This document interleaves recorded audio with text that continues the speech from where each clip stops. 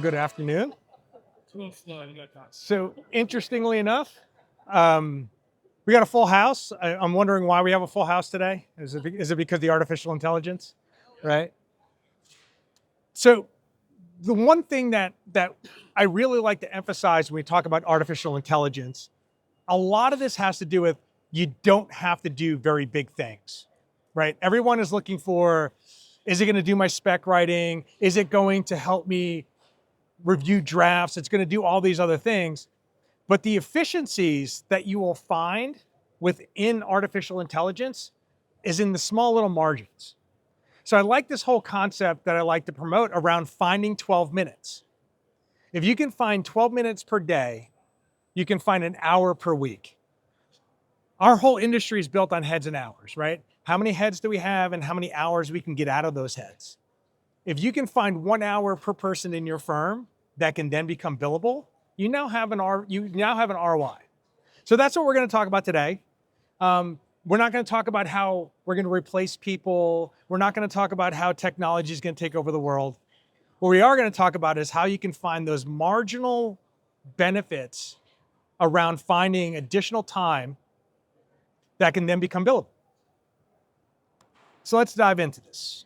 When we look at this, right, we all know that we need to be using AI for something, right? I think a lot of us just don't know what. What tool do we use? How do we use it? How does it fit into our business? Do I make the investment? Do I not make the investment? You start thinking about all these things, and then you don't understand your return of your investment on that. When you think about that, giving everyone ChatGPT is going to cost you $30 per month. Well, if you're a 30-person firm, not an issue. You're a 3,000-person firm, becomes a bigger issue, right? We're all being subscription to death. Microsoft Office, right? Revit, Bluebeam licenses. You think about how much you spend from a software perspective on your individuals, the additional $25 that you're spending on artificial intelligence becomes a bigger issue, right? The other thing that we concern ourselves with is we have concerns, right? Is it right? Is it accurate? How does it work? Does it improve or disprove what I'm doing from a business perspective, right? Is it going to make something up? We get very, very concerned about those things.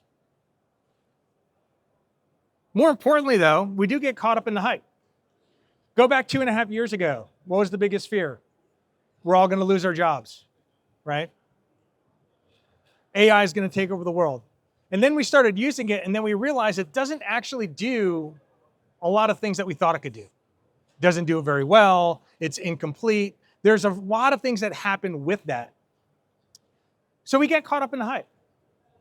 And we can continue to get caught up in the hype, mainly because the media thinks that this is the greatest thing. The latest thing right now is videos, right? We talk about videos.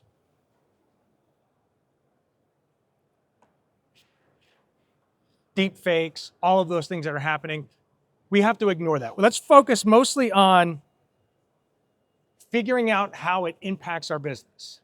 The other big thing that happens in our industry is that we have a tendency to wait for specialty applications. If it's not built for architects, engineers, or construction companies, we don't think it's valuable. It's the main reason why we gravitate towards products like Deltek and not Salesforce. It's why we gravitate towards all these applications because we feel like they're geared towards us. Artificial intelligence doesn't feel that way. It feels like it's built for everything and anything. The other concern that we have is that we start thinking about investment, software investment. We talked about the licensing. We've talked about a variety of things around investing more into our individual people. But the question is that could we just use the tools that we have available? So how many of us are Microsoft shop, right? You probably have Copilot that's already built into it. So why would you pay for ChatGPT if you have Copilot? If you're not a Microsoft shop, you're a Google shop or something like that, why are you using Gemini and not paying for Copilot? So my suggestion is always use the tool that's available to you.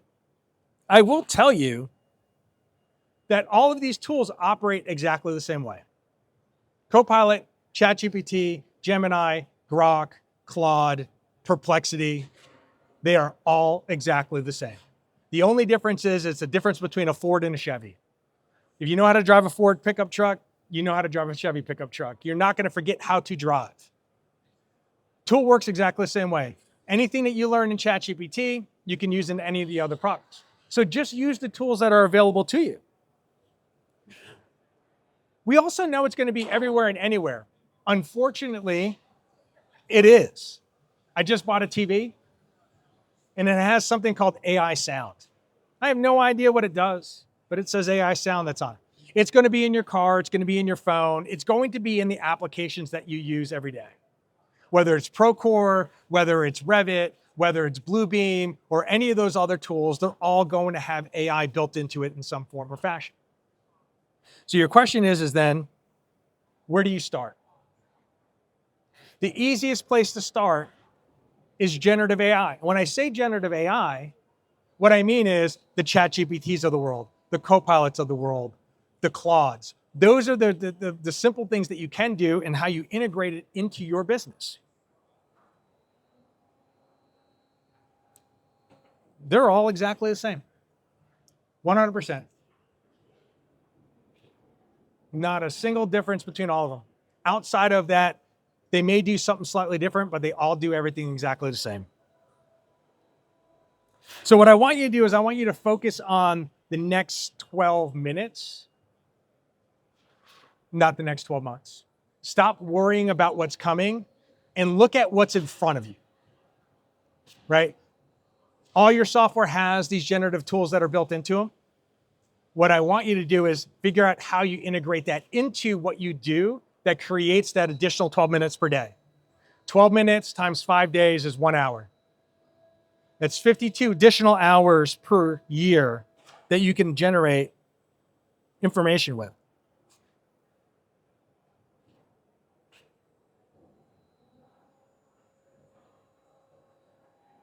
Right? 12 minutes. 12 minutes per day. I save anywhere from 2 to 3 hours per day. Now think about that from a billable perspective, right? One metric that most of our firms look at, we look at utilization.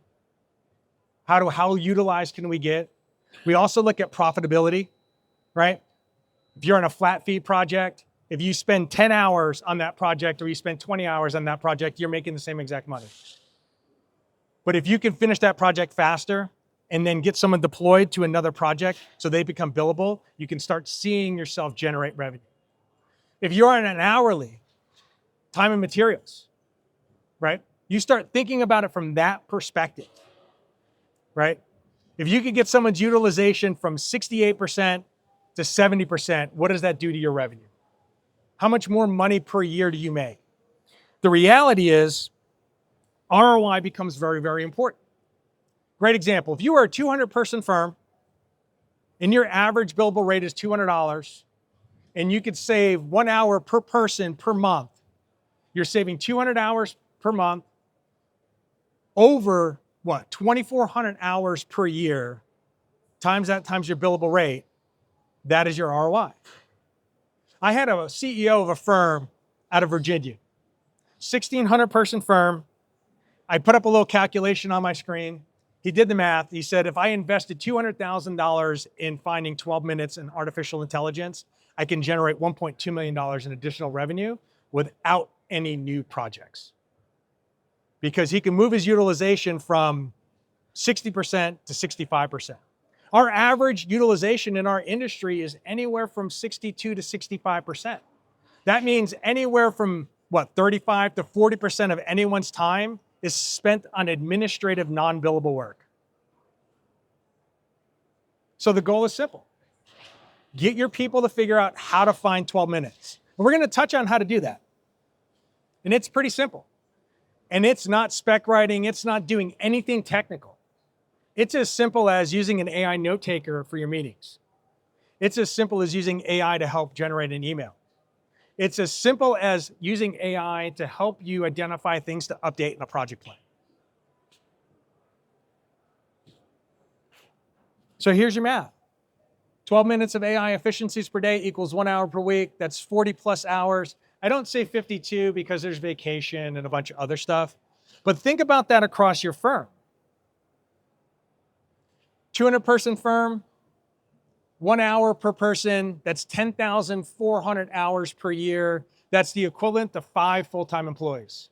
10,000 hours is the equivalent of 5 full-time employees.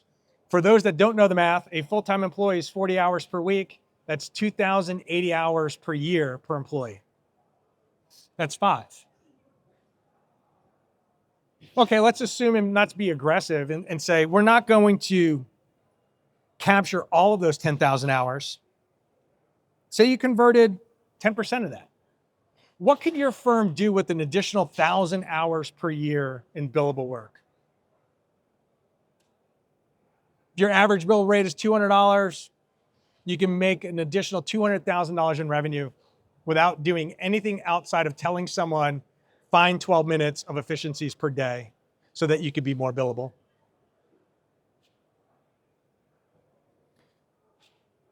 Good news is utilization is not the only thing we care about. We do care about revenue and factor multiplier, right? We care about these things because sometimes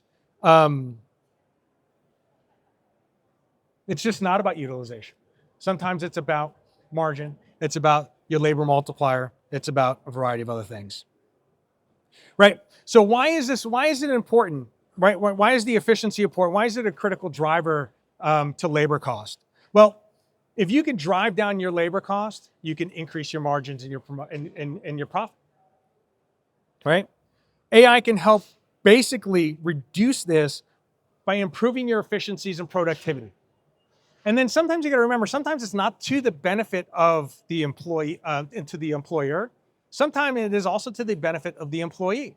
We have to think about work-life balance, right? Who doesn't want to put 40 hours of work in a 30-hour work week, right? We all want to go to that ball game. We all want to go to the dance recital. We all want to do something other than focus solely on work. How do we do it? How do we find more time? That's where this becomes a very magical type of thing, to where if we can manufacture time, we can actually increase not only the revenue profitability of our firms, but also increase employee satisfaction, which directly ties into employee retention, because we all know that finding new talent and people in our industry is becoming harder and harder, right? How do we find more talented and technical people? Well, we got to retain the ones that we have, right? So where can AI help? Well, it can optimize your workflows, streamline operations, wasted time. How often do you sit in a meeting, take notes, and then realize that you have to send a follow-up email, but don't do it until later in the week because you get busy? And then what do? Thursday night, you're opening up your laptop, you're at home, you're working. You're sending out the email that you should have sent when you finished the meeting earlier in the week. Spend less time doing that. I can go from a meeting to capturing notes to updating a project plan within 15 minutes of getting off that call, because I use an AI note taker to help me do that. So how do you integrate that into what you do? You also want to invest in automation. When we think about this, and when I say automation, I'm not talking robotics, I'm not talking about complex, expensive systems. I'm talking about looking at your process, finding that pain point within that process and figuring out how to improve it. I'm not talking about replacing the process. I'm not talking about replacing people. I'm talking about taking that one thing. I was working with a firm. Their biggest issue was access to information. They needed basically a firm librarian to tell them about project sheets and resumes and all this other stuff. They waste time finding this stuff. So that was the pain point in the process. So they deployed an AI tool to help them find information. Not create it, not submit it, not write it, just help them find information. And they were saving anywhere from 20 to 30 hours of time on every submittal, because they weren't hunting and pecking, looking in SharePoint, finding it in an email, doing something. And they were able to kind of streamline it down to be able to just find information. So they took one pain point. They used AI to solve that problem. Had nothing to do with creation, had nothing to do with client deliverables, had nothing to do with anything outside of finding information. So how do you deploy that in your firm? How do you find that one pain point to be able to go in and do that? The other thing too is, how do you standardize processes? AI is really good at following rules. So helping people to do gut checks on something and figuring things out, streamlining those processes are important. So you also want to avoid overtime, right? Monitoring schedules, right? It's excellent at being able to take a report, data, or anything and be able to give you information about it. So you could take a project plan and say, show me where my biggest gaps are. Where's my biggest risks? What are those things that I need to be doing, right?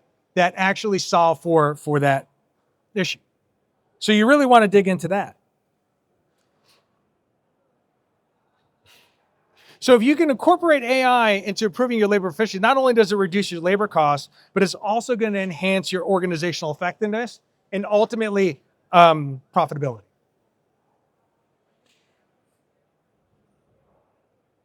And this is the $1 million question. Everything I said sounds awesome, right? Right up to the point where it's like, well, what do I do with it? Or how do I do it? Or what do I do with it? So simplest place to start is a use case. Find that one problem. Go back to what I said about that one firm. They had issues with finding information. That was the problem. Start with the problem, not the tool. If you come to me and say, hey, listen, I want to deploy ChatGPT, you're starting in the completely wrong spot. Tell me what you're trying to solve for and what problems that you have, and then figure out what tool solves it. Well, you'll be surprised. Sometimes it's not an AI. Sometimes it could be something else. Could be AI, but just remember, start with what you're trying to solve. Simple use case. Identify that one problem.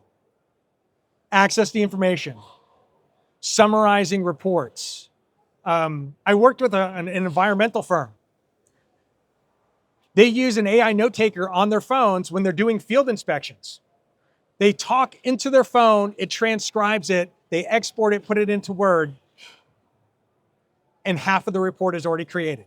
And by the way, they can take pictures and insert that into the text at the same time. Now, take that into this industry. If you're doing any kind of inspections and you're not using an AI note taker on your phone, it's a big miss. Why write that out? Just talk into your phone, it types it up for you. Most of the AI note takers allow you to take pictures and insert it into the line of text where you're talking. How much time would that save your inspection team? Huge. Think about that. Think about your own note taking. I use an AI note taker for almost every meeting. Unless someone's saying don't use one, I don't. But half the time I'm getting on, or more than half the time I'm getting on the phone, everyone else has their AI note taker on there. There's usually more AI note takers in the Zoom call than there are actual physical people. And that's okay. But the reality is that find that one problem and you want to solve for it.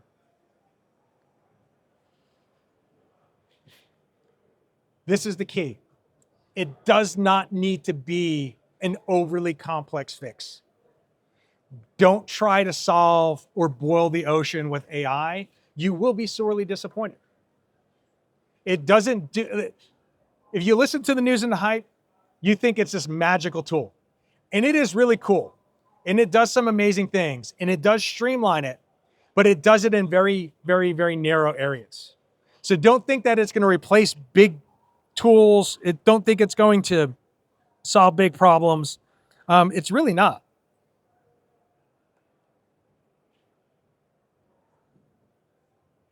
So let's talk about how we find our 12 minutes. So we've talked about simplifying note-taking, right? Summarizing your meeting notes. I love using that, by the way, where I'll be in a meeting and I'm getting all this information and I want to know what are those 2 or 3 big key takeaways. I use the AI to tell me that.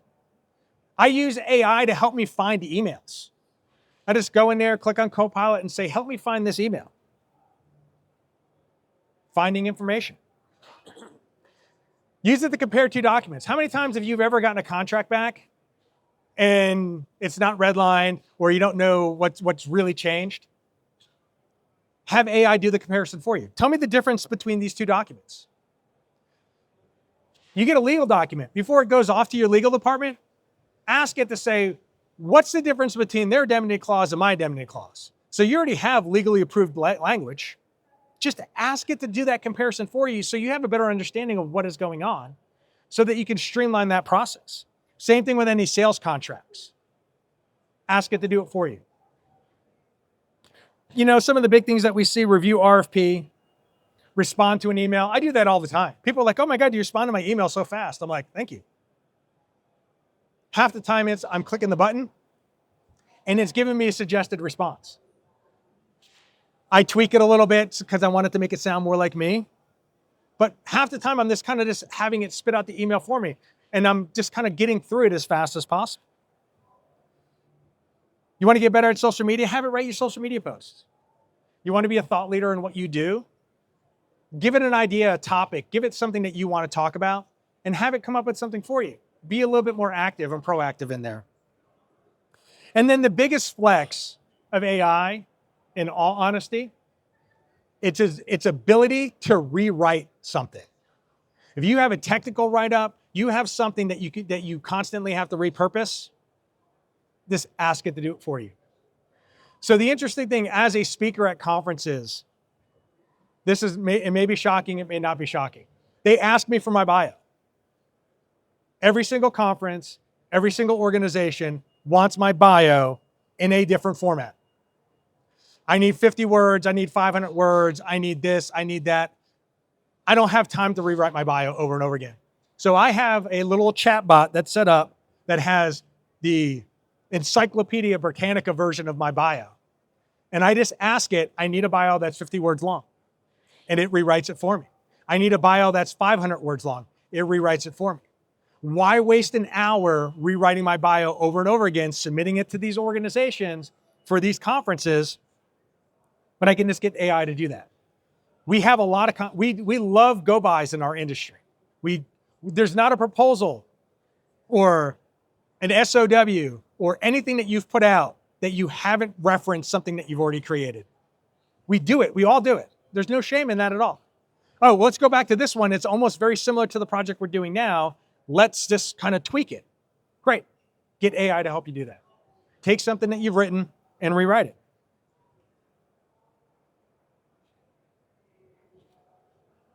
You can save 5 minutes in every meeting that you're in using an AI note taker to help summarize and write your emails. And you're in 3 meetings per day, you're already at 15 minutes. So when you start thinking about your day, 12 minutes is not very hard.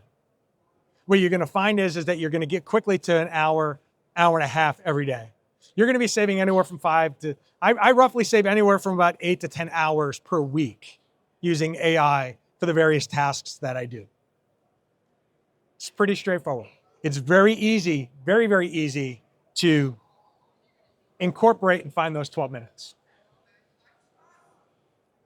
So I'm actually a very visual learner. So for me, I like to show examples because we could talk about this theoretically all day and everyone's like, oh, that's great. Still don't understand where it fits in my workflow.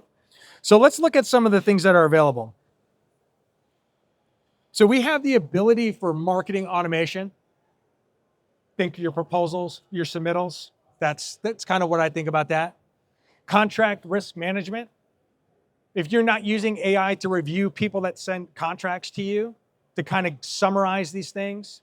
I was part of a startup and they gave me a shareholder type document. I'm like looking through it, I'm like, I don't have time to read this.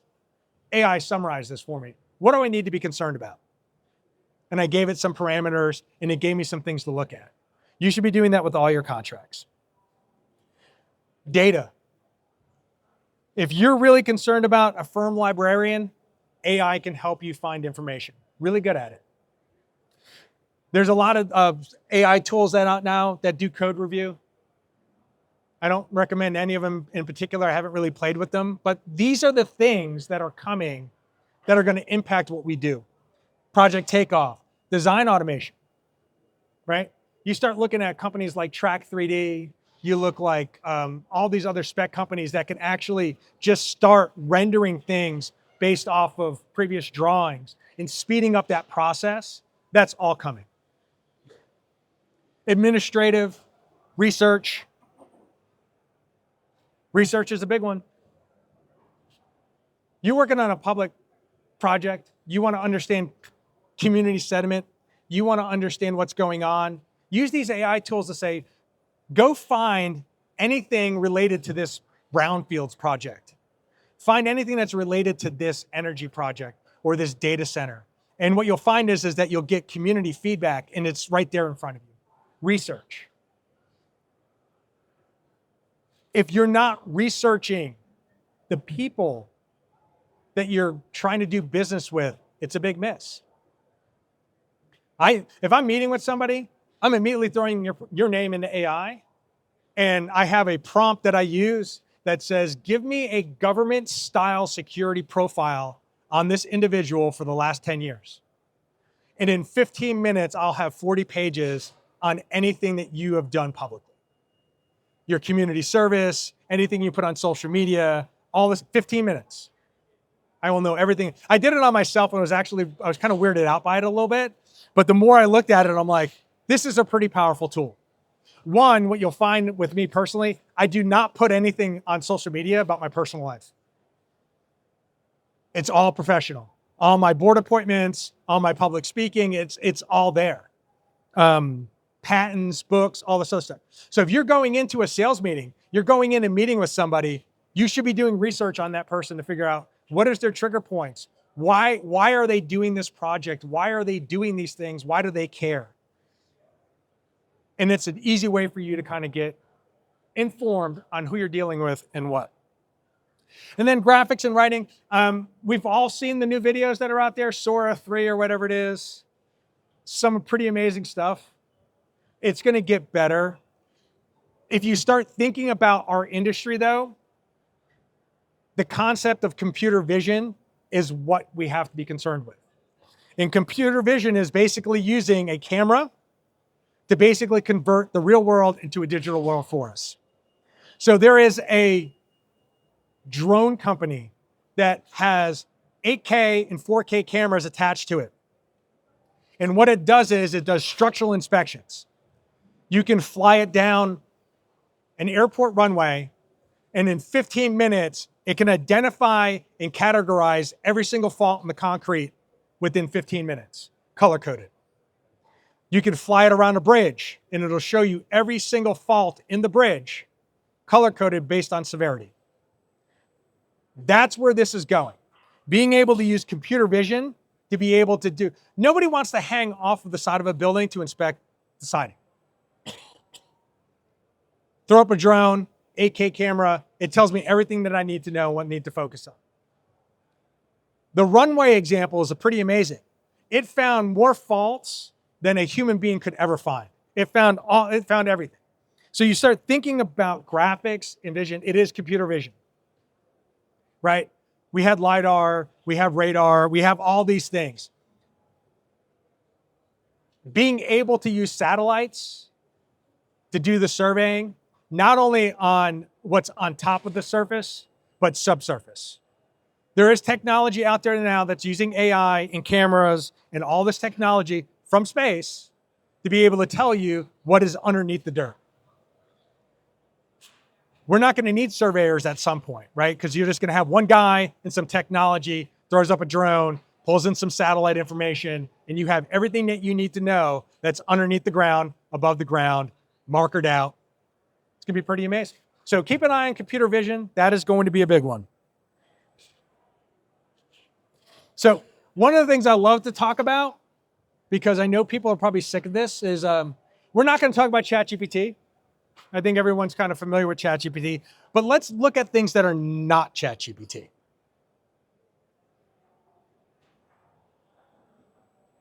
So these are some AI note takers that are out there. I've tried them all. I personally use Otter. Most of us, if we're a Microsoft shop, we're probably stuck with Teams. But Zoom is out there, Fireflies, and Plod.ai. I like Otter mainly because there's a phone app that allows me to take notes in my car while I'm on the phone. Claude is actually a physical device. Attaches to the back of your phone. You can put it on a conference room table, and it'll record your meeting notes. We all know what Zoom and Teams are. I will tell you with the Teams, though, you do need an upgraded license to have the AI functionality. It doesn't come base with it, but all of these products can help you with being able to take AI notes. Right? We've all been on meetings. Everyone has, like, you always see it pop up in the meeting. Someone's recording the session.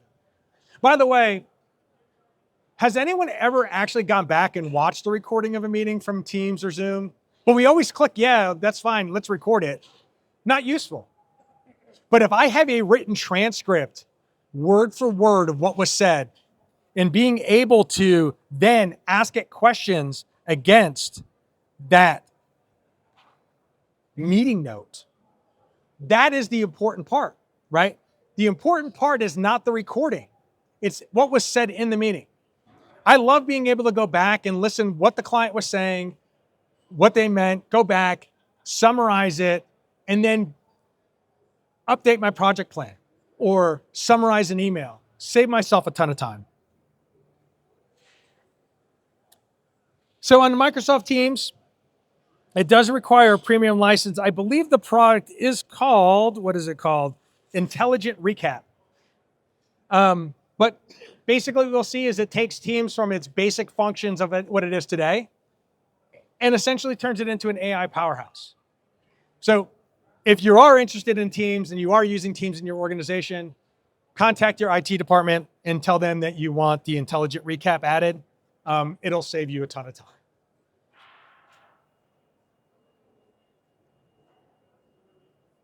So writing an email. By the way, I live and die by Grammarly. If you look at my stats, it says I'm a very prolific writer, but I don't know how to use a comma. That seems to be a common occurrence with my feedback. But what you'll notice is all of your email tools now, whether you're using Gmail for your personal stuff or using Outlook for work or whatever it is, there is an AI tool that's built into it. Outlook is using Copilot. Gmail is using Gemini. It's there. Use it. Simple things. I've gotten to the point now sometimes where I don't necessarily write an email. I write thoughts. Tell Brian this, do this, by this date, all this us, make it sound professional. And it writes the email for me based on what I just told it to do. So I was working with a large electrical contractor down in Jacksonville. And I asked one of the supervisors to kind of give his little case study. And he started off 18 years old as an apprentice pulling copper wire. Now he's managing people. Barely finished high school, never went to college, not confident in his writing, but now he has to deal with customers. He uses the AI to basically kind of just get his thoughts down and then help him write a clear sounding professional email.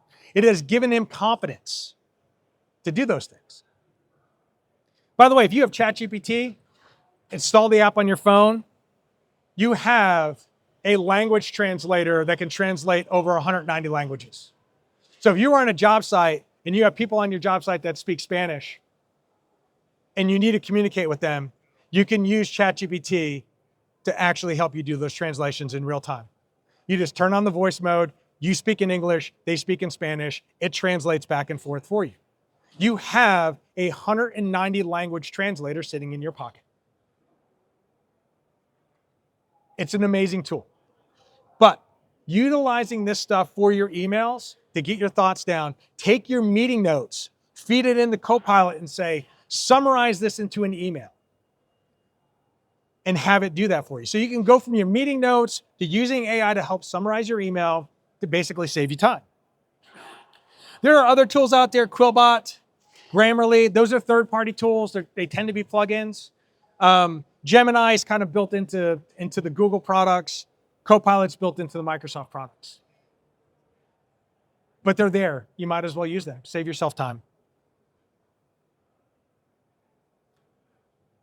Maybe the reason why this presentation technology was kind of screwed up to begin with is I use typeset to create I don't use PowerPoint anymore. I hate PowerPoint. I hate PowerPoint with a passion. I've been using PowerPoint since the early 90s, and I absolutely hate it. Move one image, it screws everything up. It's just very complex to use. I use typeset because all I do is type my ideas, and it does my design for me.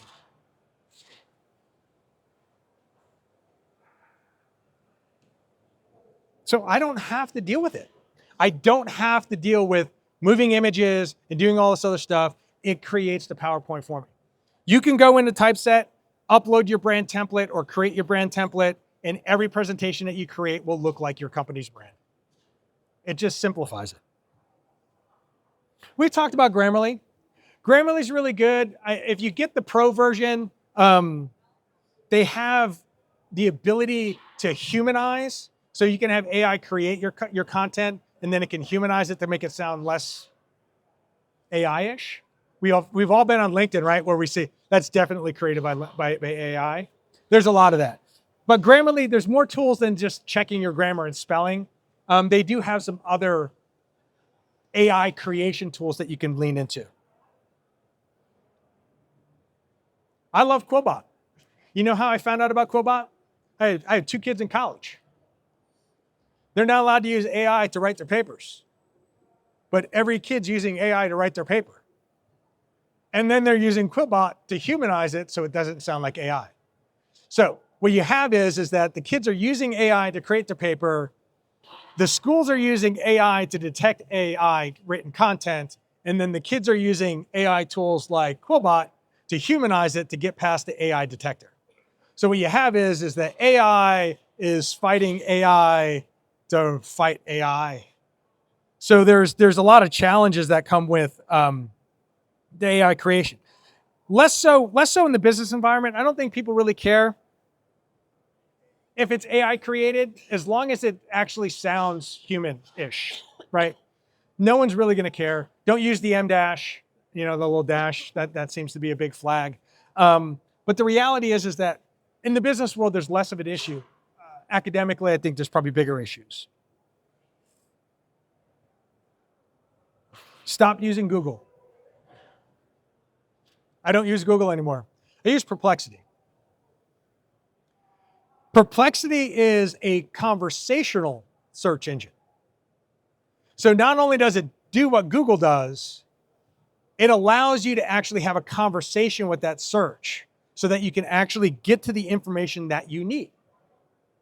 So typically, I'll use Perplexity for things like, if you have people that are doing site visits, you can put in all the addresses that they need to attend or visit in a day and ask Perplexity,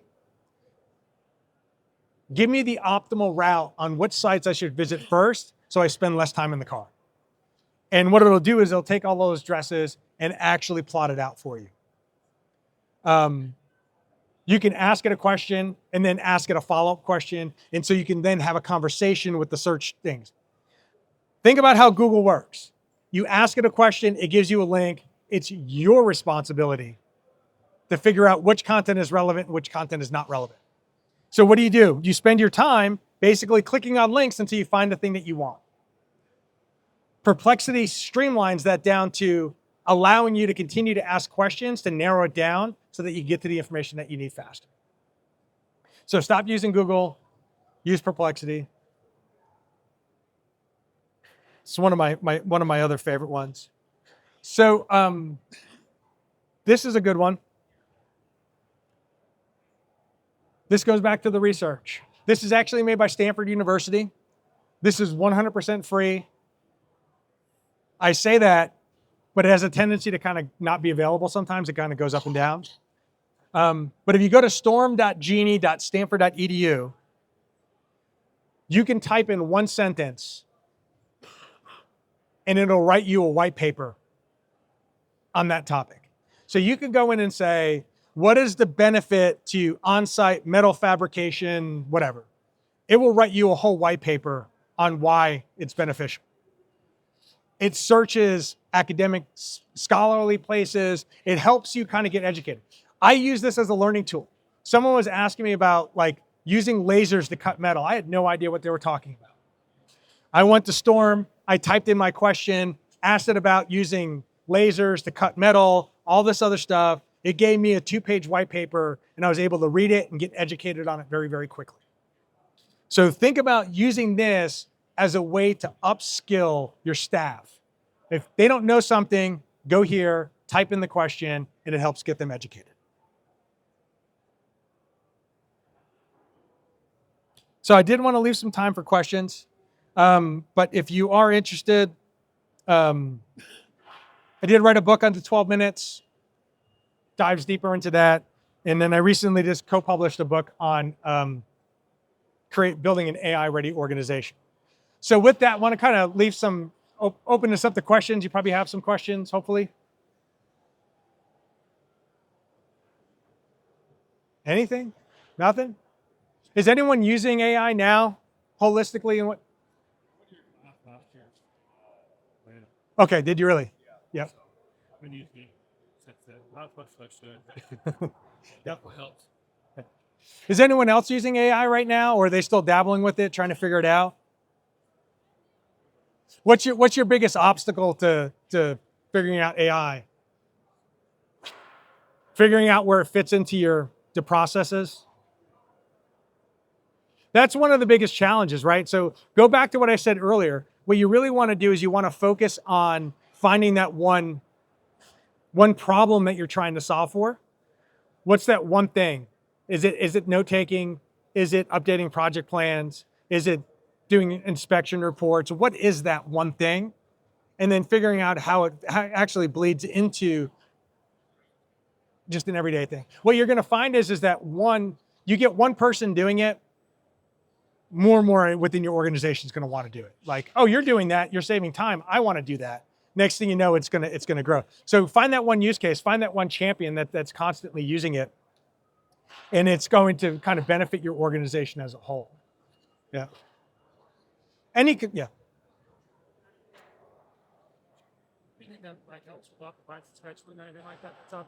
Yeah. So all right. So the question was anything around scheduling. From my understanding, I think Procore actually came out with something around AI.